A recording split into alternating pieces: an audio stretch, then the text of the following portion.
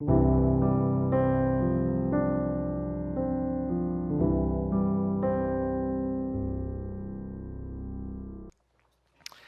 오늘도 하나님을 사랑하는 마음으로 수요예배에 나오시는 모든 성도님들을 주님의 이름으로 진심으로 환영하고 사랑합니다. 네, 아멘.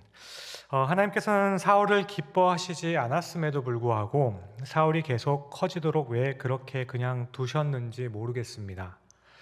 실제로 우리 인생에서도 이런 일들이 벌어지기도 하죠. 이스라엘 백성들은 오랜 기간 동안에 이렇게 카리스마 있게 다스림을 받은 적이 없었습니다. 그렇게 사울은 빠른 시간에 권력을 차지하게 됐고, 그렇게 권력의 맛을 이미 보게 되었습니다. 그렇게 권력의 맛을 본 사울에게 있어서 가장 두려웠던 것은 혹이라도 이 권력과 자리를 놓치지 않을까 하는 것이었습니다. 그래서 사울은 진심으로 회개하는 마음이 없음에도 불구하고 사무엘 앞에서 회개하는 척을 하였습니다. 사무엘의 옷을 붙잡고 옷이 찢어지도록 간청하며 자신을 위해서 기도해 달라고 하였습니다. 그렇게 사울은 표면적으로는 정말 뉘우친 듯한 모습을 보였지만 사울의 이런 모습은 자신의 자리를 놓칠까 하는 것 때문이었습니다. 권력의 맛과 힘을 느꼈던 사울은 이때뿐만 아니라 그 이후에도 지속적으로 죽는 순간까지 자신의 권력을 놓치지 않기 위해 몸부림을 칩니다. 그리고 결국 이 권력 때문에 아주 불행해지는 사람이 사울입니다. 어쨌든 왕으로서 권력과 재력을 가지고 누렸던 그가 이제 얼마나 힘이 커졌는지 모든 백성들이 사무엘을 보고 있긴 했지만 이제 그 백성들이 사울을 어떻게 할 수 없을 만큼 사울의 힘은 굉장히 커졌습니다. 이런 나라의 모습을 보면서 사무엘은 마음이 너무 슬펐고 심히 근심했습니다. 물론 여기서 사무엘이 슬프고 근심했던 것은 사울이 불쌍해서가 아닙니다. 사무엘이 슬프고 근심했던 것은 사울 밑에 있던 이스라엘 백성들이 너무 불쌍했기 때문입니다. 사무엘은 지금 하나님께서 이미 경고하셨던 것처럼 왕을 세우면 그 왕은 교만하여질 것이고 권력에 욕심이 생겨서 그가 너희의 것을 탈취하며 억압할 것이라는 예언이 이루어지는 그 장면을 보고 있기 때문입니다. 그러므로 사무엘이 슬퍼하고 근심하였던 것은 사울이라는 왕이 하나님 앞에서 잘못되었고 그가 무엇을 추구하고 있는지 본색을 드러냈기 때문에 그 밑에 있는 백성들이 불쌍하여서 근심했던 겁니다. 그리고 이때 그런 사무엘을 하나님께서는 찾아오시는 겁니다. 하나님께서는 사무엘에게 내가 이미 사울을 버렸는데 버린 사울로 인해 왜 슬퍼하느냐라고 하십니다. 그리고 한 기름 부음을 받은 자를 세우겠다 하시며 한 왕을 보았다라고 말씀하시죠. 그러니 너는 뿔에 기름을 채워 빨리 내가 지시하는 곳 베들레헴으로 가라고 하십니다. 그런데 15장까지만 해도 사무엘은 번제를 미리 드렸다는 것 때문에 사울 앞에서 대노를 한 적이 있었습니다. 하지만 오늘 본문을 보시면 사무엘은 이미 힘이 없는 자 같습니다. 하나님의 말씀을 듣고 사무엘이 처음 했던 말은 내가 어떻게 가서 왕을 세울 수 있겠습니까? 내가 누구에게 기름을 부을 수 있겠습니까? 이 일을 알면 사울이 알면 나를 죽이리이다 라고 하는 거죠. 사울 알면 제가 큰일 날 텐데요. 이제는 사울이 무서워서 못하겠다라고 하는 거죠.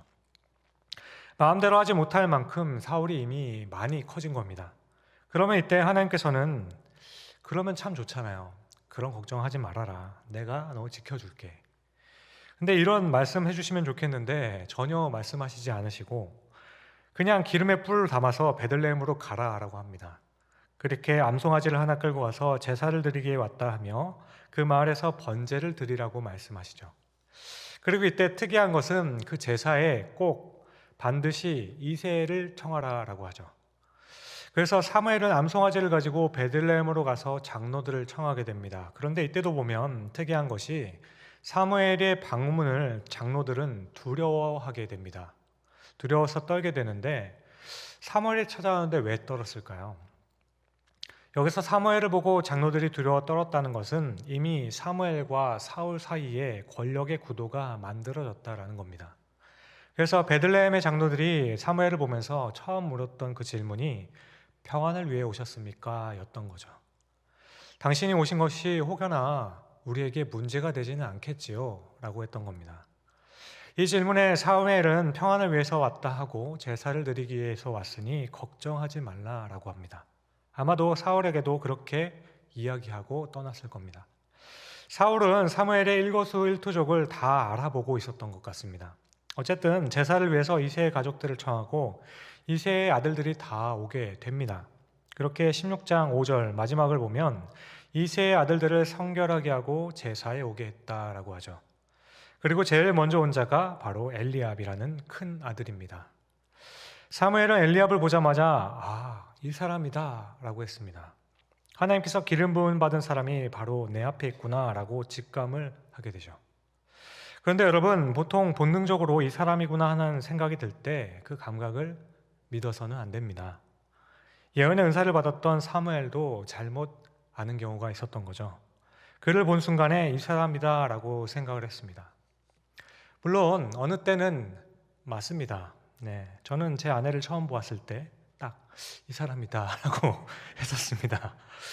다 그러신 거 아니겠습니까? 그냥 봤는데 이 사람이다 하는 느낌이 아주 강했습니다. 여러분들은 혹시 전기가 오는 그런 경험 해보시지 않았나 모르겠습니다. 그래서 그날 후로 자꾸 불러서 만나자라고 했습니다. 둘이 만나면 좀 그러니까 전도사님을 대동해서, 제가 청년 때였는데요, 불러달라고. 당시 아내를 이제 막 대학생이 되었고 저는 이제 대학 졸업하고 군대를 갈 예정이었습니다. 당시 제가 기도를 했었거든요. 단기 선교를 통해 소명을 받고 이제 목회자의 길로 들어서게 되는데 목사 안수를 받으려면 결혼을 해야 된다더라 라고 해서 저는 기도를 한 적이 있습니다. 그래서 저는 하나님, 결혼하게 해주셔야 합니다 이렇게 기도를 했습니다. 그때 제가 7월에 학사장교로 군대를 가게 되어 있었습니다. 지금 생각해보면 이제 수능 각 마친 20살짜리 학생에게 무슨 정신으로, 무슨 자신감으로 곧 군대를 갈 건데 그렇게 들이대었는지 지금 생각하면 참 모르겠어요. 그런데 만나면 만날수록 이 사람이구나, 이 사람이 내 사람이구나 라는 생각을 했었습니다. 이렇게 어쩌다가 한 번은 본능적으로 맞을 때가 있어요. 그렇다는 겁니다. 사무엘은 엘리압을 보는 순간에 이 사람이다 라고 생각을 했습니다. 그래서 엘리압에게 기름을 부을 그 마음의 준비까지 하고 있었습니다. 6절이죠. 그들이 오매 사무엘이 엘리압을 보고 마음에 이르기를 여호와의 기름 부으실 자가 과연 주님 앞에 있도다 하였더니 여호와께서 사무엘에게 이르시되 그의 용모와 키를 보지 말라. 내가 이미 그를 버렸노라. 여기서 그를 버렸다는 것은 하나님께서 엘리압을 싫어했다라는 것은 아닙니다. 엘리압은 하나님께서 원하시는 왕의 제목이 아니라는 말씀이죠. 그런데 이때 하셨던 말씀은 용모와 키를 보지 말라라고 하셨죠. 이어서 사람은 외모를 보거니와 나 여호와는 중심을 보느니라 라고 하셨습니다. 아멘이십니까? 그런데 여러분, 하나님께서는 외모를 보십니다. 16장 12절을 보시면 이에 사람을 보내어 그를 데려오매 다윗을 데려올 때죠. 그의 빛이 붉고 눈이 빼어나고 얼굴이 아름답더라. 여호와께서 이르시되 이가 그니 일어나 기름을 부으라 하시는지라. 그러니까 하나님께서는 외모를 취하지 않으시고 중심을 보시니까 키나 용모를 보지 말라고 하셨죠. 그러면 다윗의 용모에 대해서 아무런 말씀도 없어야 하는 것이 아니겠습니까? 그런데 다윗을 설명하는 말씀을 보면 얼굴빛이 붉고 눈이 빼어나고 아름다웠다라고까지 합니다. 그럼 여기서 나오지 않은 한 가지가 뭐죠? 그럼 다윗의 키는 작았던 걸까? 사무엘이 기름을 붓는 때 엘리압이 성인이기에 키가 크고 다윗은 소년이고 막내이기에 키가 작았을까요? 그런데 이 사건 이후에 바로 골리앗과의 싸움이 있었다면 다윗은 절대로 키가 작지 않았습니다. 다윗은 장수였습니다. 용맹한 용사였죠. 다윗이 용사이고 골리앗과의 싸움에서도 다윗은 적어도 19세는 되었을 거라 짐작합니다. 그 이유는 먼저 다윗이 골리앗을 죽이고 난 후에 다윗은 골리앗의 머리를 자르게 됩니다. 그리고 그 머리를 들고 진영으로 돌아오게 되죠. 그런데 골리앗이 들고 있던 칼은 보통 사람이 들 수 있는 칼이 아니었습니다.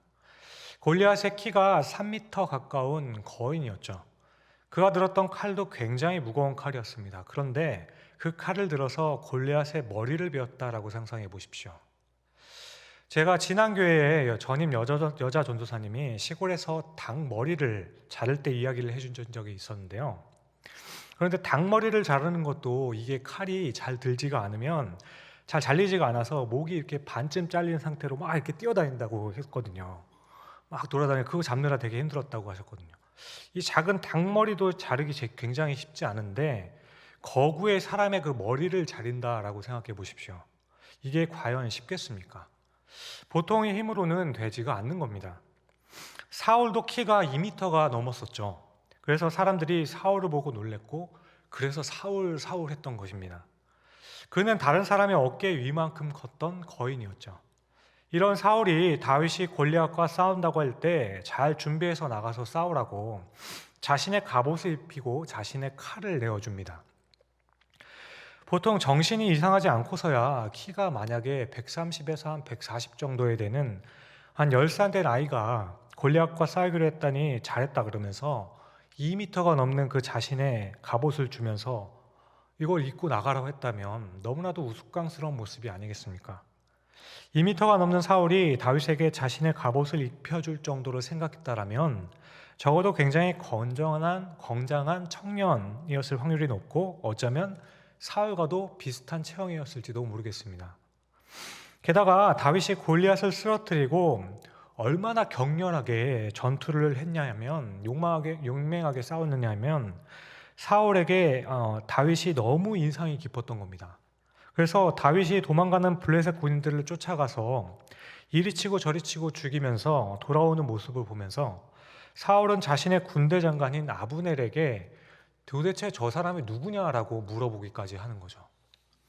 이 아수라장과 같은 전쟁터에서 다윗은 그렇게까지 눈에 띄게 용맹하게 싸웠다는 것을 우리는 알 수 있는 겁니다. 그러니 갓 10살 지난 소년이겠습니까? 아니겠죠. 또한 19살이라고 짐작하는 이유는 당시 이스라엘의 전쟁에 나갈 수 있는 나이가 20살부터였기 때문이죠. 그러니까 다윗은 전쟁에 나간 형들에게 먹을 것을 가져다 주는 역할을 했기에 아직은 20살은 되지 않았던 겁니다. 하지만 곧 나이가 됐기에 골리앗을 죽이고 그 전쟁에 승리하자마자 이 전쟁의 공로를 인정받아서 군대 장으로 임명을 받게 되는 거죠. 그러니까 다윗은 굉장히 건장하고 탁월하고 특출난 사람이었습니다. 키도 크고 얼굴도 너무너무 잘생겼었죠. 이스라엘 문화에서 얼굴이 붉다는 것은 정말 잘생겼다라는 뜻입니다. 우리는 얼굴이 하면 잘생겼다라고 하죠. 그래서 제가 그 축에 들어가는 것 아닙니까? 죄송합니다. 어쨌든 얼굴이 백옥 같다고 하면 우리는 참 잘생겼다라고 하지만 그 당시에는 얼굴이 붉다는 것을 굉장히 잘생겼다라고 표현했었어요. 다윗은 용모가 빼어나서 아름다웠고 거기다가 건장한 용사였다라는 거죠. 하나님께서 사무엘이 엘리압을 세우려 할 때 용모와 키를 보지 말라고 하셨습니다. 그런데 다윗은 모든 것을 갖춘 사람이었습니다. 그러니까 이 말씀을 바꿔 생각해 보면 용모와 키, 어떤 실력이나 자질이 어떠한 것에 대해서 하나님께서 이렇게 말씀하시는 것은 하나님의 뜻은 그것과 반대로 간다는 것을 말씀하고 있는 것이 아니라는 것이죠. 이것을 반대하는 것이 아니라 이것을 초월하신다라는 것입니다. 우리가 가지고 있는 능력이나 소유하고 있는 것에 대해서 하나님께서 바라보시는 관점은 반대로 하신다라는 것이 아닙니다. 키가 큰 사람이면 키가 작은 사람으로 물리치시고 부자면 가난한 사람을 들어서 물리치는 그렇게 반대되는 것을 들어서 사용하신다라는 것이 아니에요. 하나님께서는 이런 모든 것을 다 초월하며 계실 수 있다라는 것입니다. 우리가 사람들과의 사귐을 가질 때에도 평소에는 잘 지내다가도 어느 순간에 어느 학교에 나왔다라는 말을 들으면 갑자기 거부감을 느끼는 경우도 있죠. 또 때로는 그리스도인이 사업을 거창하고 굉장히 크게 하게 되면 거부감을 드는 경우도 있습니다. 그런데 오늘 하나님께서 다윗을 통해 하시는 말씀은 우리 그리스도인들에게 있어서는 가장 중요한 것이 그런 것들이 중심이 되지 않을 만큼 초월적인 면이 우리에게 있어야 한다는 것이죠. 잘생긴 것은 굉장히 좋은 겁니다. 그러나 그것으로 인해 어떤 것을 하게 되는 결정적인 이유가 되지 않다라는 거죠. 나의 가치가 그것에 묶여 있지 않다고 생각해야 한다라는 겁니다. 여러분, 사울과 다윗을 비교했을 때 다윗은 사울보다 못한 부분이 없었습니다. 다윗은 모든 부분에서 탁월한 사람이었습니다. 사실 다윗처럼 모든 것을 갖춘 사람을 오히려 찾기도 어렵습니다. 외모는 지금까지 말씀드린 대로 아름다웠을 뿐만 아니라 키도 웬만큼 컸고요. 인격적으로는 상당히 겸손한 사람이었죠. 게다가 그 당시 남자로서 용사였습니다. 골리앗 앞에서 이스라엘 백성 전체 중에서 단 한 명도 골리앗을 맞서려고 생각조차 못하는 그때에 유일하게 맞섰던 사람이 바로 다윗이었습니다. 게다가 나가서 이겼죠. 이것은 사울도 하지 못했던 겁니다. 그리고 이후에 14절을 보시면 여호와의 영이 사울에게서 떠난 후에 여호와께서 부리시는 악령이 사울을 번뇌하게 하였다라고 하죠. 사울은 어떤 병인지 모르겠지만 머리가 너무 아파서 힘든 사람이었습니다. 그리고 이런 이유는 여호와께서 부리시는 악령이 그렇게 했다라고 하죠. 이 부분에 대해서는 학자들 간에 견해가 좀 다른 경우가 있긴 합니다. 그런데 이 이야기를 하고 뒤에 이어지는 말씀을 보면 신하들이 여호와께서 부리시는 악령이 왕을 번뇌하게 하니 음악을 들어버리는 것이 좋다라고 조언을 하죠. 그런데 한번 생각해 보십시오. 누가 머리가 아프다고 할 때 타이레놀을 먹든지 아니면 병원에서 진찰을 받아보세요. 이렇게 말하는 것이 정상일 텐데 여호와께서 부리시는 악령이 들렸군요. 이렇게 말한다면 이게 어떻겠습니까? 그런데 당시 사울과 사울의 신하들은 다 그렇게 이해하고 있었다라는 거죠. 그러니까 어떤 병인지는 정확하진 않지만 성경은 그것이 여호와께서 주신 거라는 말씀을 하고 있는 겁니다. 그리고 그것에 대한 조언으로 음악을 듣기를 정하고 있죠. 그렇게 음악을 잘하는 사람이 수금을 타면 그것을 들으면 머리가 맑아질 것이다. 사울은 이 말을 듣고 수금을 잘 타는 사람을 찾아오라고 하죠. 그렇다면 왕의 머리가 아파서 그것을 진정시키기 위해서 악사를 찾습니다. 제가 생각할 때는 그러면 이스라엘 전체를 통틀어서 제일 잘하는 악사를 데려왔을 거예요. 그런데 이 놀라운 섭리 가운데 뽑힌 사람이 바로 다윗입니다. 그러므로 다윗은 이스라엘 전체를 통틀어서 가장 수금을 잘 타는 사람이었다라는 거죠. 너무나도 탁월한 음악가 중에 하나입니다. 그렇게 다윗은 이스라엘 전체에서 가장 수금을 잘 타는 사람으로서 사울 앞에 서게 되는 거죠. 그런데 여러분 생각해 보십시오. 아무리 수금을 잘 탄다 할지라도 잘못되면 그 자리에서 죽는 겁니다. 왕이 수금을 듣고 머리가 더 아프다라고 말하면 어떻게 되는 겁니까? 저라면 뽑혔어도 안 하겠다 했을 겁니다. 하지만 사울은 머리가 아플 때마다 다윗을 불렀고 사울은 그 연주를 들으면 아픈 것이 없어졌다라고 하죠. 물론 하나님의 은혜일 겁니다. 그렇게 하나님께서 다윗에게 음악적인 재능도 주셨어요. 잘생기고 키도 크고 잘 싸우고 음악도 잘합니다. 뭡니까? 그리고 이어서 보시면 사울은 다윗을 너무 아꼈기 때문에 다윗을 사울의 무기를 드는 자로 삼습니다. 간단하게 이야기하면 경호원을 삼는 거죠. 이것은 이제까지 사울이 보여준 권력에 대한 집착으로 볼 때 사울 옆에는 항상 경호원이 있었다라는 겁니다.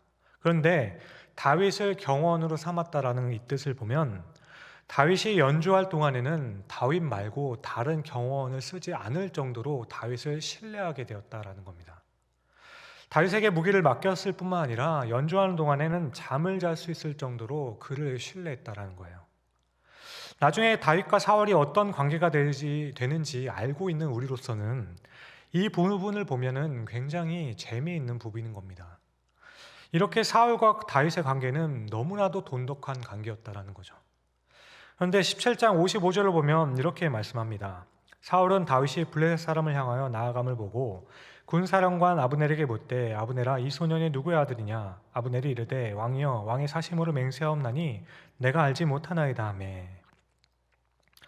여기서 당연히 아브넬을 모르는 거죠. 다윗은 이때 군인이 아니었기 때문입니다. 그냥 일반 경호원이었고 음악을 켜주는 사람이었기 때문이죠. 그래서 아브넬은 군인이 아닌 한 소년이 뛰어들어서 전쟁을 하고 있으니까 그 사람이 누군지 모르겠다라고 했던 겁니다.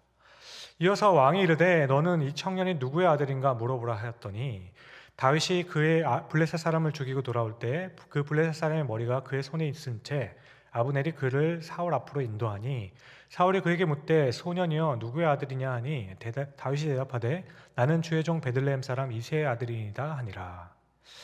이 말씀을 보면 좀 혼란스럽긴 합니다. 사울이 다윗을 모른다고 하는 것이 참 이상한 부분이긴 하죠.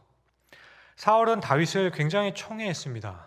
사울 앞에서 다윗은 자주 연주를 했습니다. 그렇게 사울은 다윗이 사랑스러워서 집에 가지 말고 자신의 곁에 두기도 했을 겁니다.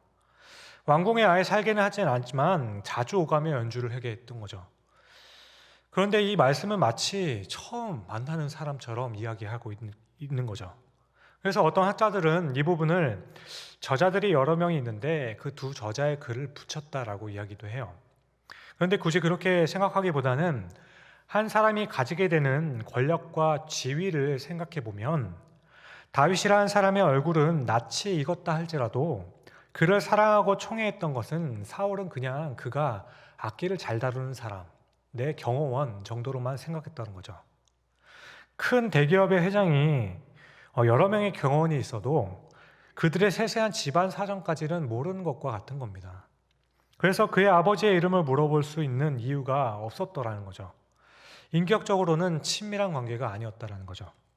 하지만 다윗이 골리앗을 죽이는 장면을 보고서 이제는 특별한 관심을 가지고 누구인지 묻는 것은 음악가로서의 관심이 아니라 용사로서의 관심을 가지게 되었다는 거죠.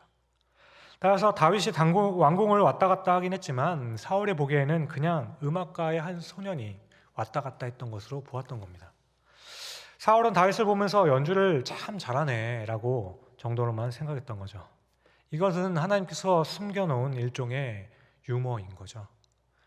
하나님께서는 다윗을 이스라엘 왕으로 두시기로 하셨습니다. 그런데 이미 다윗을 사울 왕 앞에 갖다 놓는 거예요. 다윗으로 하여금 사울의 무기를 드는 자로 삼을 만큼 신임을 받게 만들어 버리십니다. 게다가 이후에 다윗을 많은 사람이 좋아하게 되고 자신이 불러들였던 다윗이 자기 자리를 위협하게 된다고 생각하니까 자신의 무기를 드는 자로 삼고 악기를 연주했던 그 다윗에게 자신의 창을 던져 죽이려 하는 이 아이러니한 장면을 만들어내고 있는 거죠. 무기를 맡겼던 그를 그 무기로 죽이려고 하는 이 아이러니가 사울의 욕심으로 인해 발생된 것을 우리는 발견하게 되는 겁니다. 자신의 병을 낫게 하는 너무나도 아끼는 소중한 사람입니다. 너무나도 도움이 되었기에 무기도 맡길 만큼 정말 믿었던 사람이었죠. 너무나도 사랑하고 아꼈던 그를 사울은 자신의 권력에 눈이 어두웠을 때 한순간에 다윗을 원수로 보기 시작했던 겁니다. 다윗이 하는 모든 행동들을 다 오해하기 시작하죠. 그래서 아마도 다윗은 나중에 다윗이 처음 왕궁에 들어와서 수금을 타는 그 순간조차도 사울은 그것에 대해서 어떤 의도가 있지 않았을까 의심했을지도 모릅니다. 그렇게 사울은 다윗에 대해 너무 불안해하고 두려워 떠는 모습을 보이게 됩니다. 왜냐하면 자신의 왕권이 흔들릴까 봐. 그렇습니다. 다윗은 정말 탁월한 사람이었습니다.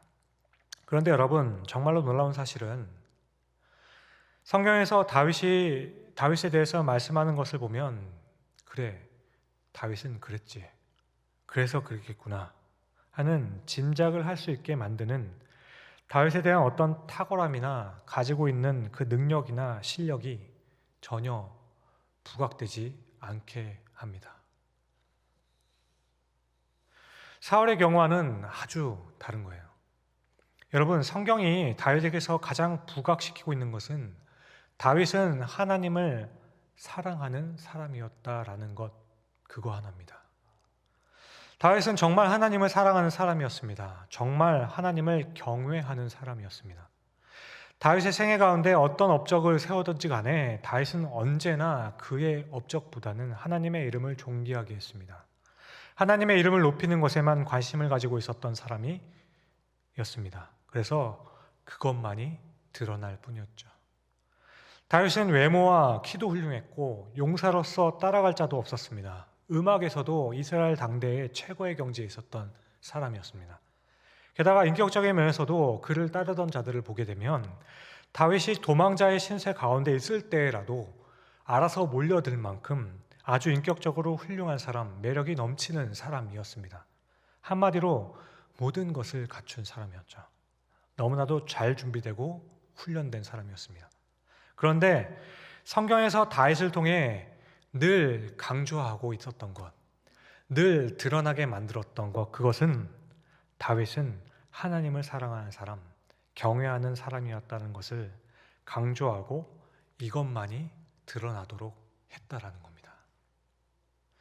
골리앗과의 전투에서 다윗이 전쟁에 나가게 되는 동기와 그 배경도 보면 다른 사람보다 어깨 위만큼 컸다고 하는 사울의 그 용모와 용맹이 아니었습니다.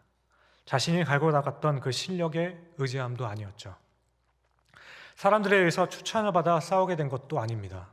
다윗은 아버지의 심부름으로 형들에게 먹을 것을 전달하러 갔다가 이방인인 블레셋 사람이 하나님의 이름을 모욕하고 하나님의 백성들을 무시하고 깔보는 것을 보고 견딜 수가 없어서 그런 의분을 가지고 싸움을 시작하는 모습을 보게 됩니다. 다윗은 자신이 잘 준비된 용사이기 때문에 그렇게 할 수 있다라고 말하지를 않아요. 게다가 여기서 다윗은 전쟁에 나갈 만한 나이가 되지 않았다라고 성경은 강조를 하죠. 또 다윗은 처음부터 전쟁에 참여하지도 않았다라는 것을 성경은 강조합니다. 우리는 예전부터 많은 설교를 들어서 다윗이 얼마나 위대한 용사였는지를 듣게 됩니다. 정말 작은 소년이 하나님을 사랑하는 마음이 있어서 엄청나게 큰 그 골리앗을 상대로 용사로서 두려움 없이 하나님의 이름으로 왔다 외치며 골리앗을 물리치는 장면을 우리는 생각합니다. 이렇게 우리도 하나님을 의지하면 다윗과 같이 될 수 있다라고 우리는 생각하죠. 다윗과 같이 이 세상의 모든 것을 다 물리치고 내가 최고가 될 수 있을 거야 라고 생각을 하는 겁니다. 우리가 하나님을 사랑하면 하나님께서는 우리를 사랑하시니 함께 하셔서 다윗과 같이 세상에서 최고가 되게 해주시고 골리앗과 같은 이 세상을 그 모든 어려움들을 다 물리쳐 주실 것이다. 우리도 다윗과 같이 될 수 있습니다. 이렇게 많이 듣고 그렇게 우리가 생각하게 됩니다. 하지만 사무엘서라는 이 큰 문맥 가운데에서 다윗과 골리앗이라는 이 이야기를 보게 되면 이때 성경은 다윗이 얼마나 위대한 용사였는지를 강조하고 있지 않다라는 겁니다. 그것보다는 하나님을 사랑하던 그 다윗을 하나님께서 사용하심으로 하나님께서 다윗을 왕으로 삼으셨다. 이것이 본질입니다. 다윗이 하나님을 사랑하기에 하나님께서는 다윗을 통해 하나님의 일을 하기로 계획하셨고 하나님께서는 그 전쟁을 하셨다는 이야기를 더 강조하고 있다는 거죠. 그래서 사무엘서에 자주 등장하는 것은 전쟁은 너희에게 속한 것이 아니라 나에게 속하였다라고 하시는 말씀인 겁니다. 전쟁은 너희에게 속한 것이 아니다, 나에게 속한 것이다 라는 그 말씀이에요. 그러니까 성경은 다윗과 사울을 놓고 사울보다 다윗이 더 훌륭한 사람이었다는 것을 말씀하는 것이 아니라는 거예요. 그렇게 우리도 사울보다 더 뛰어난 다윗과 같은 훌륭한 사람이 되면 하나님 앞에서 크게 쓰임 받게 될 것이다. 이것을 말하는 것이 아니라는 겁니다.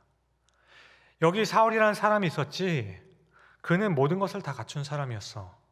그런데 그는 하나님을 사랑하는 사람이 아니었어. 그래서 하나님께서 그를 들어 사용하실 때 그는 한없이 교만해질 수밖에 없었다. 그러나 다윗은 그런 사울과 달랐지. 여기서 달랐다는 것은 다윗은 무능했고 아무것도 할 줄 모르는 사람이었다는 것이 아닙니다. 사울 못지않게 모든 것을 다 갖춘 사람이었지만 그 모든 것이 다 감추어질 정도로 하나님께서는 그를 들어 사용하셨다는 것을 강조하고 있는 거죠. 하나님의 주권 가운데 들림받고 있다는 것을 이야기하는 것입니다. 다윗이 다른 점은 하나님께서 기뻐하여 하나님의 마음에 합하여 하나님을 마음에 둔 자였다라는 거죠. 그래서 다윗은 그렇게 할 수 있었다라는 겁니다. 사무엘서를 통해 우리는 하나님께서 약속하신 그 약속을 다윗을 통해 얼마나 신실하게 지키고 나아가시는지를 우리는 보게 됩니다. 외모를 취하지 않으시고 중심을 보심으로 하나님의 일을 이루어 가시는 것을 보여주게 되는 거예요. 그렇기에 다윗의 처음 이야기에서 보면은 굉장히 승승장구할 같고 최고인 듯하지만 유일하게 사무엘서에서만 다윗이 어떻게 타락했는지까지를 말씀해 주고 있는 겁니다. 다윗도 우리와 같은 인간이야 라는 거죠. 그런 다윗이 권력과 힘을 얻었을 때, 사울과 같이 그런 교만함을 가졌을 때 어떻게 하나님을 떠나갔는지 가감없이 말씀해 주는 것이 바로 사무엘서예요. 이런 말씀을 하시는 이유는 그럼에도 불구하고 하나님께서는 그 백성과 하신 약속을 얼마나 신실하게 지키셨는지를 말씀해 주고 있는 것입니다. 그런 그렇게 시각을 좀 달리하여서 다윗과 골리앗의 이야기를 보게 되면 우리는 다윗의 그 용맹함보다는 하나님께서 준비한 왕을 어떻게 세워가시는지를 우리는 발견하게 되는 겁니다. 정말 기가 막히게 우연이라 할 만큼 하나님께서는 준비하고 계시는 거죠. 그때 전쟁이 오게 하시고, 그때 골리앗과 싸우게 하시며, 그때 군대의 장으로 삼게 되고, 사울을 치료하는 자로 만드시고, 그러한 과정들을 우리는 보게 되는 겁니다. 모든 일들이 하나님께서 준비하신 그 안에서 이루어 가시고 있다는 것을 강조하고 있는 거예요. 사랑하는 성도 여러분, 다윗을 완벽한 사람으로 성경은 말씀하지 않습니다. 오히려 다윗도 은혜가 필요한 사람이었다는 것을 강조합니다. 그렇게 사무엘서는 다윗의 추락도 이야기를 하고 사울과 다윗을 대조를 하면서 사울에게 임했던 그 일이 다윗에게도 임하는 것을 보여줍니다. 그러나 그에게 다른 점 하나가 있었다면 그것은 하나님께서 그를 택하셨고 그는 하나님을 사랑하였다라는 겁니다. 주 안에서 사랑하는 여러분, 우리네 인생도 이런 전쟁과도 같습니다. 그러나 이 전쟁은 하나님께 속한 전쟁입니다. 영적인 싸움도 마찬가지입니다. 이 싸움을 주관하는 것은 우리가 하는 것이 아니라 하나님께서 하시는 겁니다.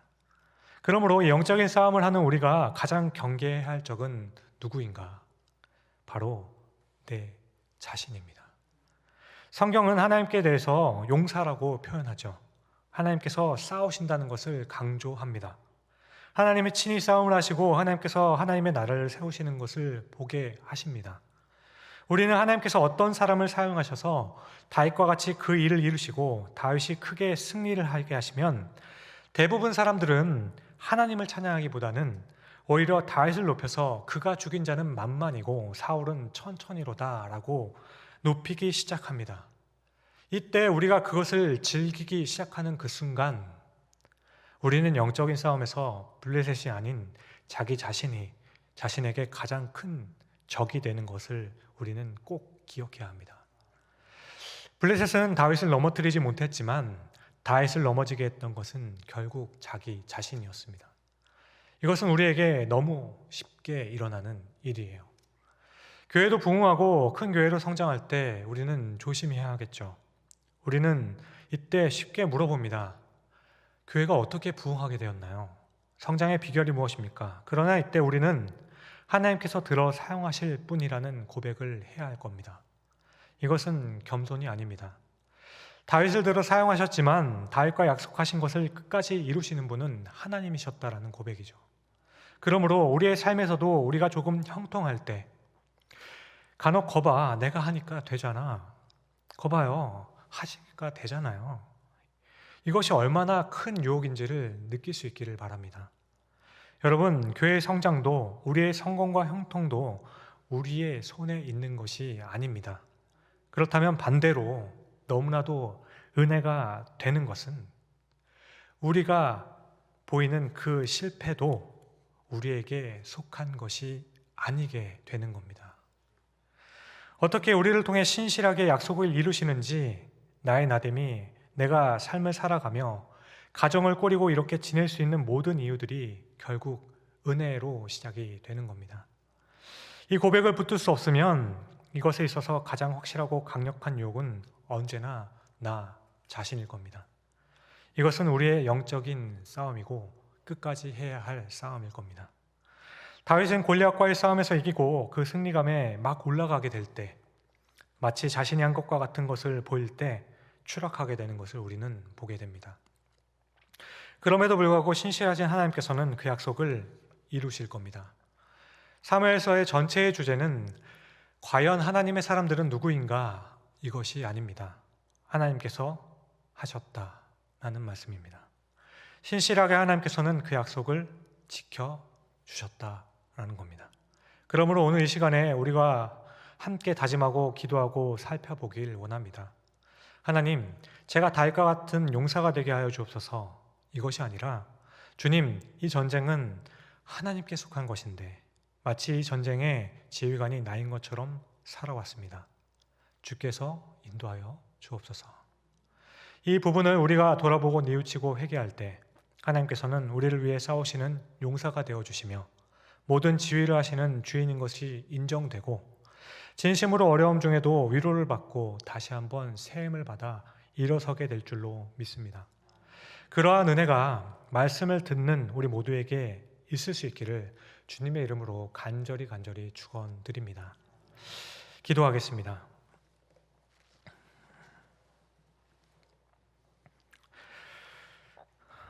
사랑하는 주님, 나의 나된 것은 오직 주의 은혜라는 고백이 사라지고 어느 순간부터 주님보다는 내가 앞서고 있었는지 있지는 않았는지 돌아보게 됩니다. 태초부터 인간인 우리에게 가장 큰 적은 다른 것이 아니라 내 자신이었음을 고백합니다. 이제 다시 하나님 되심을 찬양하며 경외하기를 원합니다. 하나님을 의지하며 나아가는 우리의 삶에서도 다윗과 같이 우리의 어떠함보다는 하나님께서 우리를 통해 하신 일이 드러나는 인생 되게 하여 주시옵고 우리 인생의 마지막 순간의 그 고백도 하나님께서 하셨다는 고백을 할 수 있는 하나님 보시기에 귀한 인생, 은혜를 입은 사람들이 될 수 있도록 성령께서 함께하여 주시옵소서. 감사합니다. 이 모든 말씀을 이 세상 끝날까지 주를 섬겨 살기를 다짐하는 모든 자녀에게 은혜를 한없이 베풀어 주시는 우리 구주 예수 그리스도의 이름으로 기도드립니다. 아멘.